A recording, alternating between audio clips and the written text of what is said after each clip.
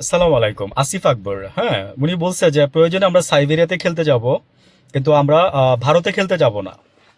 তো আজকে গতকালকের পোস্ট এটা ওনার, প্রয়োজনে আমরা সাইবেরিয়াতে খেলতে যাব কিন্তু ভারতে খেলতে যাব না।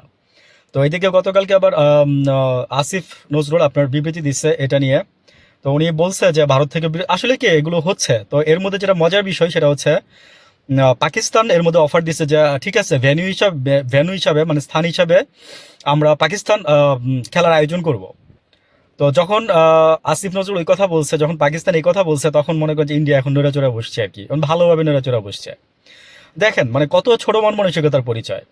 কলকাতার নাইট রাইডার্স থেকে আপনার মুস্তাফিজকে তারা 12 কোটি টাকা দিয়ে, বাংলাদেশি টাকায় 9 কোটি 80 লাখ রুপি দিয়ে তারা নিচ্ছে, 12 কোটি টাকা বাংলাদেশের টাকায়। তো সেটা নিয়ে আবার তামিম ইকবাল মাঝখানে আবার একটু দালালিও করছে। তো আমি আমার আরেকটা ভিডিওতেও বলছি, তাই আমি এখানে কথা বলবো না। তো আসলে কি যে টাকার কাছে সবাই কেন যে বিক্রি হয়ে যান আপনারা, আমরা আমরা এটাই বুঝতে পারি না। বাঁচবেন কয়দিন এই টাকা নিয়ে, কি করবেন? আপনারাই জানেন। এই কোশ্চেনের অ্যান্সারটা আসলে আমার মাথায় আসে না যে আসলে এই টাকা নিয়ে আপনারা কি করবেন।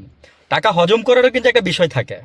দুর্নীতি করে যে টাকা কামাবেন, কামানোর পরে যে যে টাকাটা হজম করবেন, সেই হজম করার জন্যও কিন্তু মানে হ্যারাম থাকতে হয়।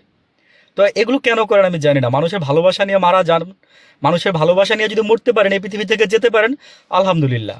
এর চেয়ে বেশি কিছু চাওয়ার আর পৃথিবীতে নাই তো কিছু আমার। আসলে যারা বুঝে তাদেরকে বুঝাইতে হয় না, যারা বুঝে না তাদের জন্য এই দুইটা কথা বললাম। তো এখন পাকিস্তান যখন এই কথা বলছে যে আমরা প্রয়োজন আমরা ভেন্যু ঠিক করব বাংলাদেশ টিমে খেলার জন্য, তখন ইন্ডিয়ার মনে করেন যে পুরো মাথা খারাপ হয়ে গেছে। ইভেন তারা এটাও বলছে যে শাহরুখ খান মুসলিম হওয়াতে মুস্তাফিজকে নিচ্ছে। Same same.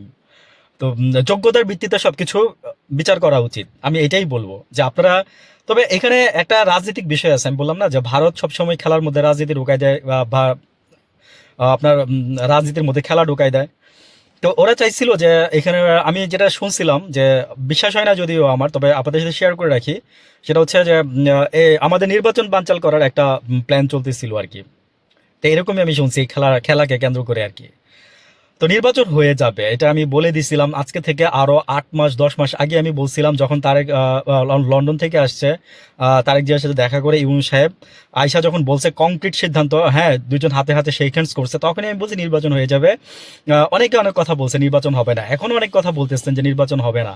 তো আসলে নির্বাচন আগের দিনও নাও হইতে পারে, আমিও অত কনফিডেন্টলি বলতে পারতেছি না। তারপরে আমার পারসেপশন প্রেডিকশন থেকে বললাম যে নির্বাচন হয়ে যাবে। তো time will say what will be happen in this Bangladesh. Okay, thank you, আল্লাহ হাফেজ, ভালো থাকবেন সবাই, আসসালামু আলাইকুম।